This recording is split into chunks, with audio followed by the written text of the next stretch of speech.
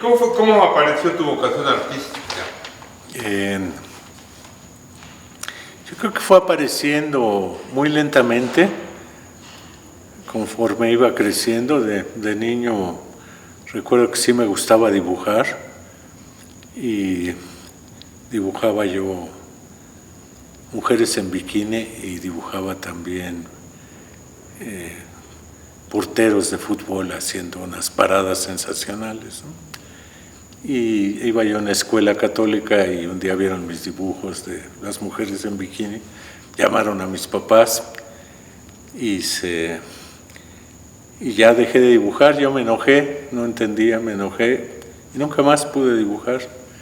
Y en el fondo me hubiera gustado pintar y yo creo que me enojé tanto que ni pude volver a dibujar, ni volví a pensar en ser pintor, ¿no?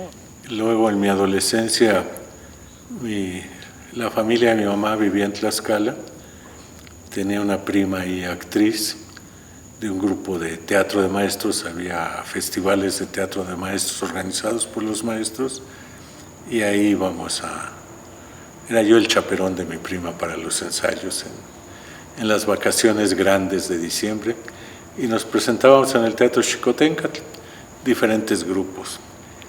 Y ahí empecé, ahí no era yo actor, estaba yo en la producción ayudándole al gran pintor Desiderio Xochitl, que es quien pintó los murales de la catedral, quien también pintó otros murales en una capilla que es el Pocito y en diferentes lados, ¿no? Él era un maestro muy reconocido como pintor y un ciudadano muy querido y odiado al mismo tiempo, porque iba con su mujer a la cantina, era la única mujer que entraba a las cantinas, ella vestida totalmente como indígena tlaxcalteca y él muy parecido a Diego Rivera, ¿no? En mi casa había pocos libros y había bastantes libros de poesía, no sé por qué, y empecé a leer poesía y me gustaba. En la secundaria tuve un maestro que era poeta de español y vamos a jugar frontón con él y con otro maestro de español que se llamaba ni más ni menos que José Moreno de Alba, que ha sido el gran lingüista del siglo XX, y otro maestro, Toño Alcalá. Después vino el 68, yo estaba en la prepa 4, yo no sabía qué quería hacer, a qué me quería dedicar, crisis, angustia, todo eso y a darle la vuelta, a buscar, ¿no? Reprobé año en la prepa que queda y fui a dar una escuela en la colonia Roma, la Antonio Caso, que dirigía Néstor López Aldeco, que era maestro de teatro en la facultad, y ahí estaba Cleómenes Estamateades, daba actividades estéticas, y entonces Néstor estaba dirigiendo por ahí ya al final de la prepa para mí, estaba dirigiendo una pastorela, y dije, pues yo en qué ayudo, mi experiencia de Tlaxcala iba a ayudar en la producción, ¿no? Y ya me mandó con Cleómenes, y estuve ayudando a Cleómenes, hicimos la pastorela ahí en el Hotel de Cortés, frente a la Alameda, en Avenida Hidalgo, y a Cleómenes lo llamaron al taller coreográfico de director técnico, y me invitó para ser su asistente, y ya llegué ahí al Teatro de Arquitectura al Carlos Lazo, en la UNAM, y ahí encontré mi vocación, ¿no? Tuve la suerte de encontrar la vocación y de convertirme en lo que me he convertido ahora, ¿no? En escenógrafo, diseñador de iluminación, y fue así como encontré la vocación, ¿no? En realidad no se manifestó tan claramente como me hubiera gustado, ¿no? Me hubiera hecho más fácil la vida, ¿no? ¿Por qué el teatro? No, yo creo que por el accidente que llegué, porque como te decía, mi vocación era de pintor que olvidé. curiosamente, cuando empecé a hacer escenografía, y yo me trababa con el dibujo y sigo trabado, ¿no? Me acordé de esa historia y dije, y me di cuenta que me enojé y el más castigado fui yo. Y el teatro me ha apasionado muchísimo, muchísimo. Esta relación con diferentes artistas, ser testigo de esos procesos artísticos, me ha apasionado mucho y me ha hecho un hombre muy feliz, ¿no? ¿Cuál es tu formación? Pues fue de autodidacta, básicamente, ¿no? Yo empecé, cuando fui con Cleómenes, como era el recién llegado, me tocaba trapear el piso, cortar micas, subir y bajar varas, lavar vestuario, llevar utilería de un lado a otro lado. Entonces así fue aprendiendo el teatro, ¿no? Desde aprender a que un clavo de media pulgada lo apuntabas y lo tenías que meter de un martillazo, ¿no? Y ahí aprendí también, empecé a echar a perder obras iluminando sin saber, aventándome nada más porque sí. Y hasta 1974 me fui a una gira en Europa con el Ballet Nacional de México, que para mí fue fundamental porque ahí sentí que debería haber algún tipo de literatura para aprender a iluminar. Y ahí en España me compré un libro que se llama Técnicas Modernas del Teatro de 1935. Y tenía una parte de iluminación que enseñaban un método de Stanley McCandless. Y con el lenguaje coloquial del teatro, pero en argentino, ¿no? Y empecé pues a hacer bien las cosas, a encontrar la imagen que tenía en la cabeza o la imagen que me daba la obra, ¿no? Y eso me sirvió para empezar a trabajar. Particularmente tuve la suerte de empezar en danza, y en la danza no se requiere o no se tiene el rigor que debería tener la luz para cualquier evento escénico, ¿no? Porque no es tan riguroso para ver la cara del actor, a donde va enfocada toda la luz, ¿no? A la expresión que tiene la cara.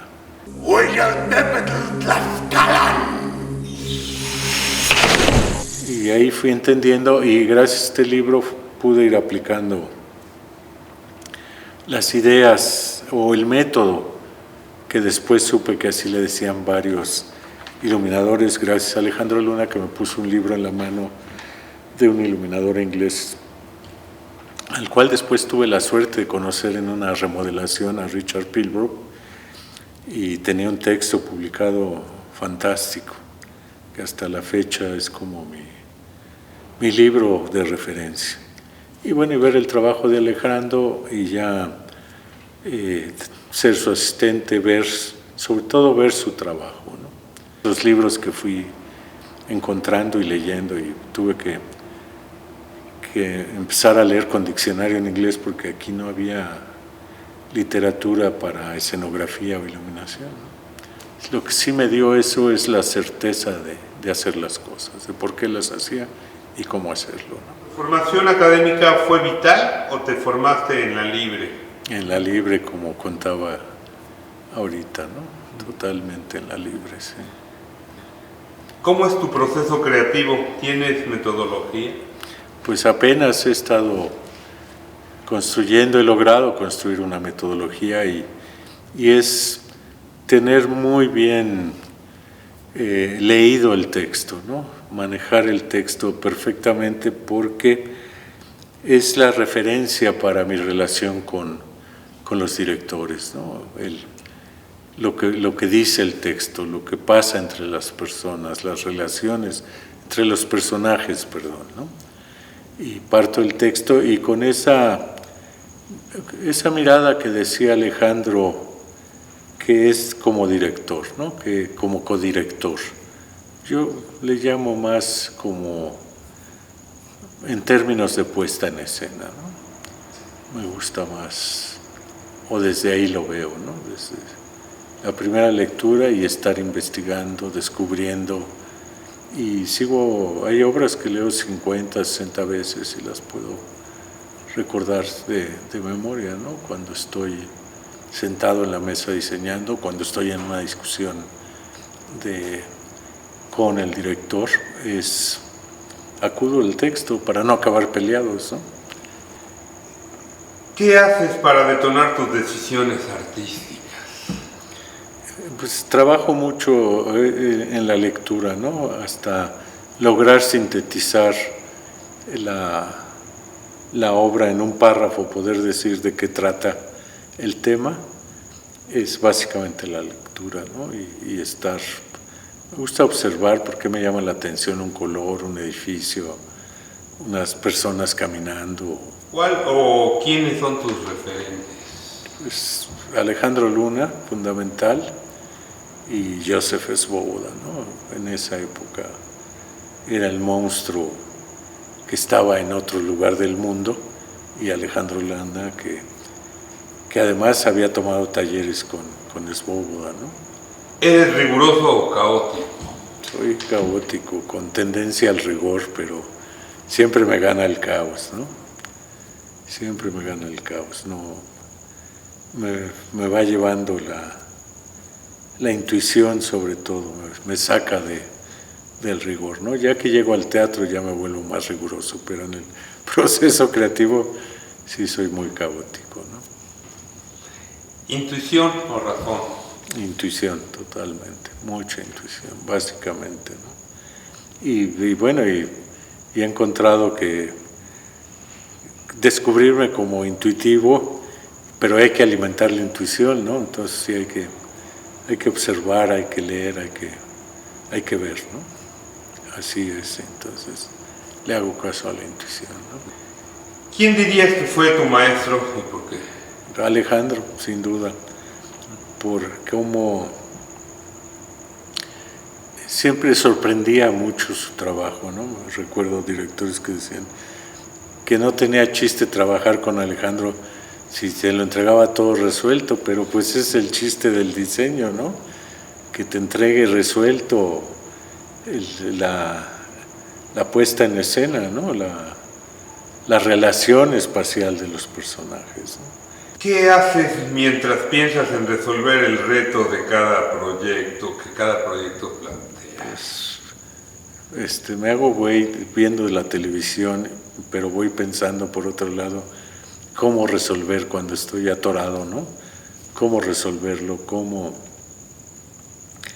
y es como una manera de pensar, de a ver si lo agarro a traición, sin que se dé cuenta, estar pensando en eso y no, para ver si logro encontrar la solución al reto que es cada montaje, ¿no?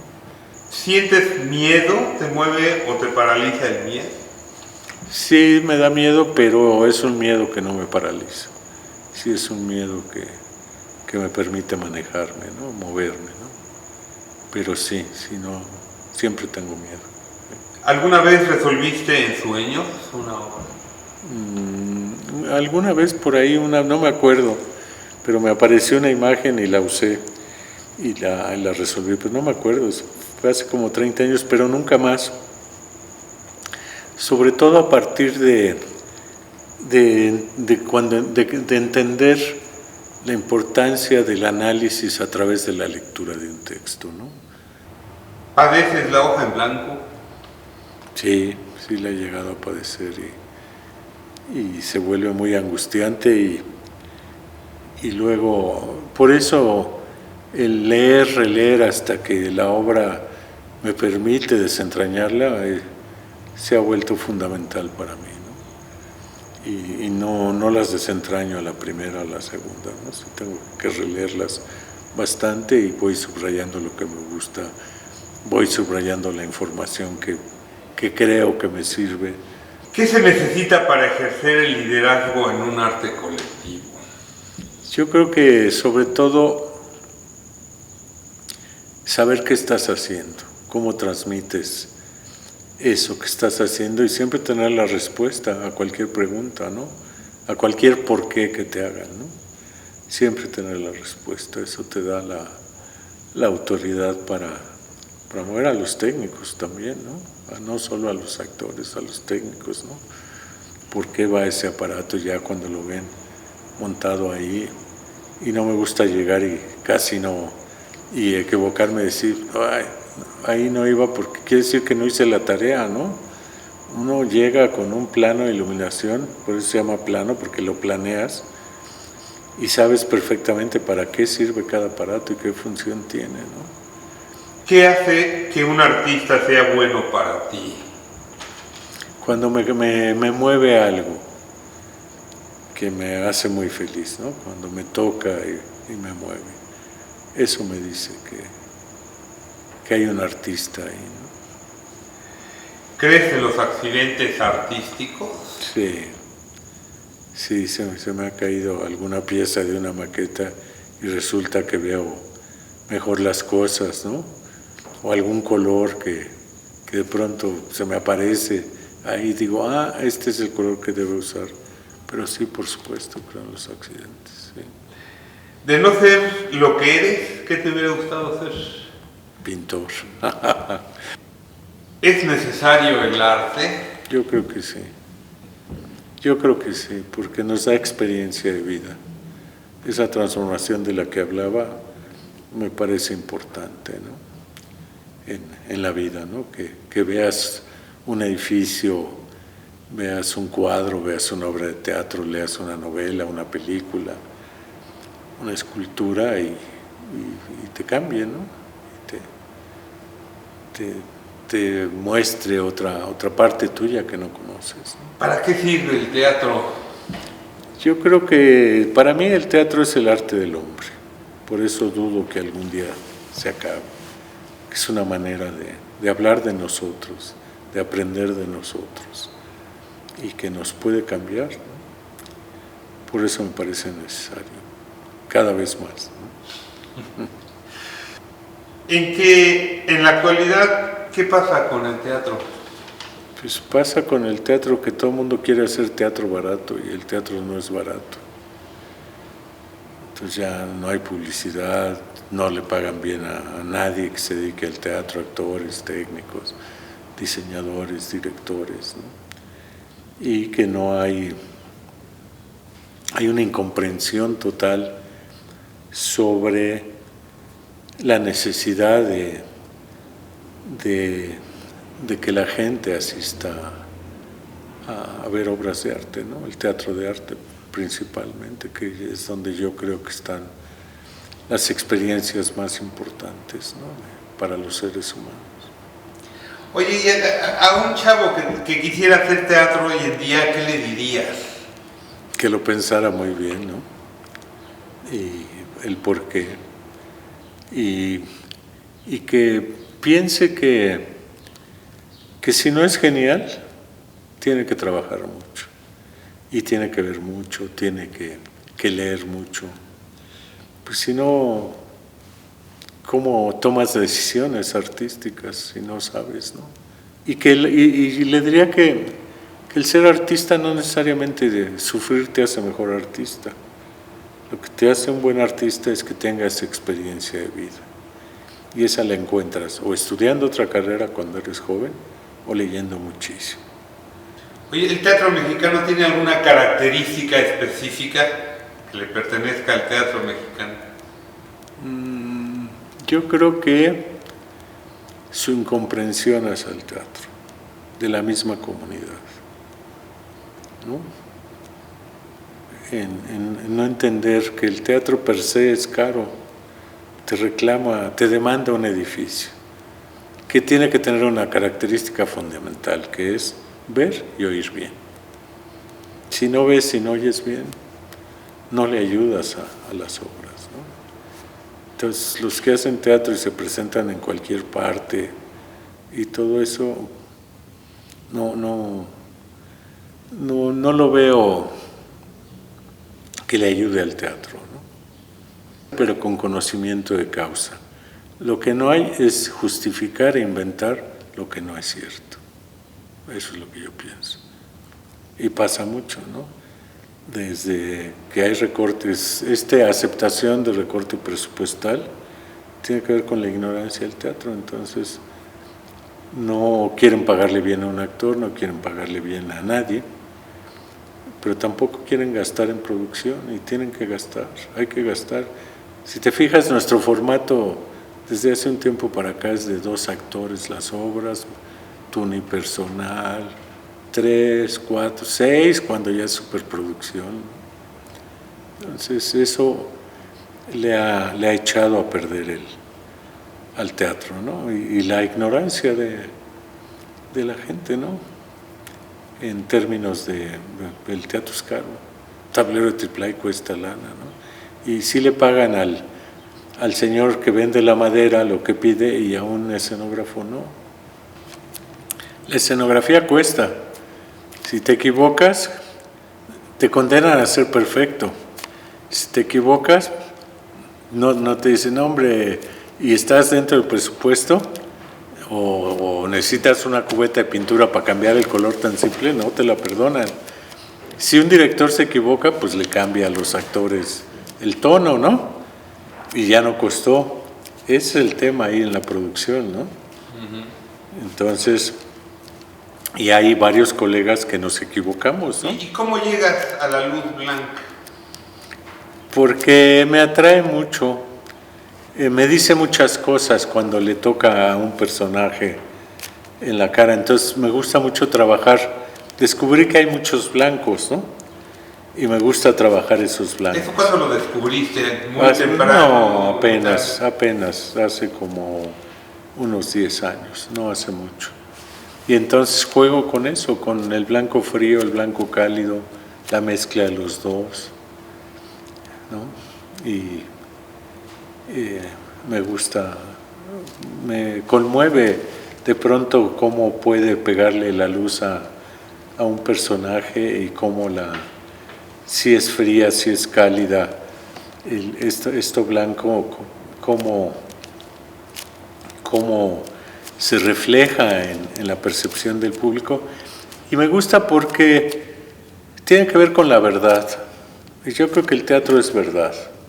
Cuando tú oyes a alguien hablando de los políticos, no, están haciendo puro teatro, en todo caso es mal teatro, ¿no? Porque no hay verdad ahí a lo que se refieren, ¿no? Es mentira. Entonces es mal teatro. El mal teatro es mentira, el buen teatro es verdad, para mi gusto, ¿no? Y salimos a la búsqueda de la verdad, ¿no? Sí.